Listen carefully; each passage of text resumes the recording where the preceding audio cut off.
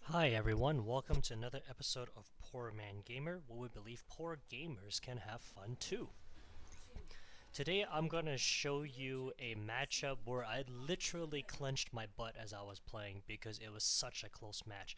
Right now, as you can see, he started off with a rifleman to scout me out, so I immediately built a Shockwave to counter that. I don't rush his unit all the way because one, I'm slower, and two, I'm really just interested to see what he's doing. I take a look at it and I realize he's got a level 8 Shockwave. I know there is no chance for me to win that matchup 2-on-1.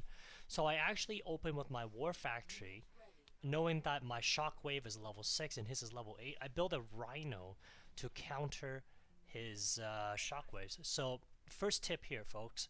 If you are starting out and you are a pretty good player, but you find you're constantly being outmatched, the reason why I use both the Rhino and the Shockwave is because my Shockwave is consistently out-leveled and outranked, and it doesn't make sense to always trade 2 for 1 to gang up on a unit because I'm going to run out of resources and lose the match that way. So I would actually recommend you to build a Rhino to counteract infantry units, and then just use the Shockwave and send them in later on where you can. So take a look here. I send in my Shockwave to deal additional damage to his infantry.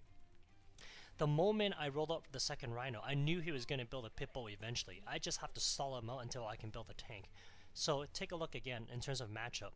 My Pitbulls, which are only level 6 I believe, can't beat his level 7 Pitbull. So what do? Well, get his Pitbull to attack my infantry, which is weak, and then hopefully while he's distracted he doesn't micro his units well and send in my Predator tank, which can take out his Pitbull. So right now I take a look at the map and I know that I've got 2 tiles pretty much locked down. So I go ahead and I capture that first missile. Very, very important.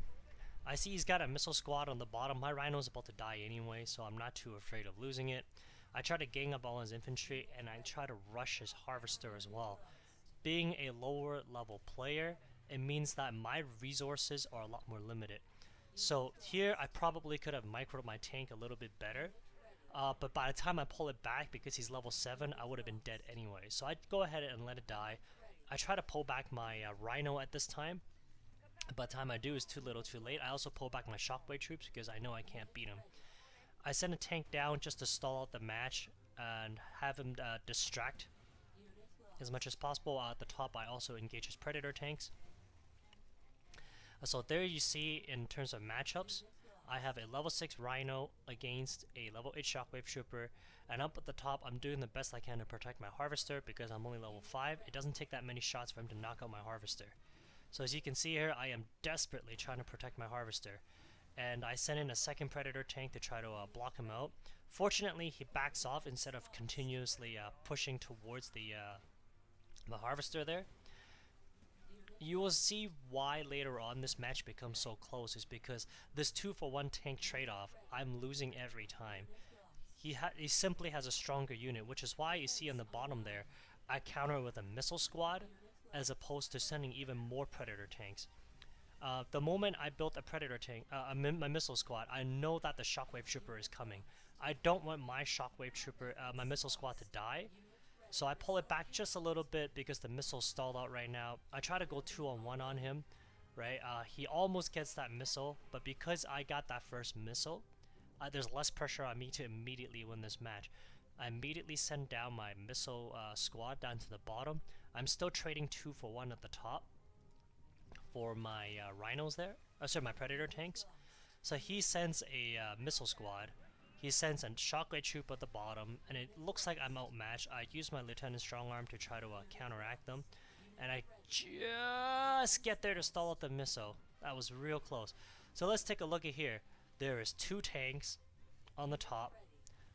There is Shockwave troopers on the bottom, and there's a missile squad that's about to die. Rather than trading off even more tanks, I actually built an air tower and I roll out my Orca. He gets this missile, not much I could have done about it.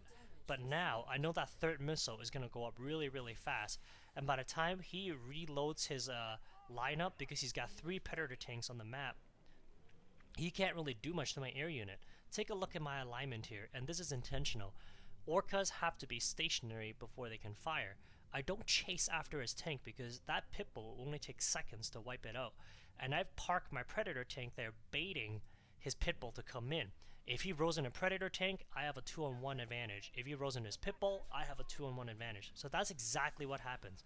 Down goes his tank, down goes his Pitbull. I get a good shot on him. Now I roll in my tank to try to get an extra shot on him. I roll back my Orca, take out his main threat, which is the Pitbull, and take a look at here. As that was happening, I moved my Shockwave troops down. I know everything he has on the map now, his vehicles. They do next to nothing against my infantry, so I block off the entire bottom. I've got the top part buttoned down. He sends that Pitbull, it dies right away, and I win the match. So folks, it was a butt-clenching match at the end. I almost lost it quite a few times, but this is what you can do to beat a higher level opponent. Thank you for watching, and as always, have a great day. Stay cool.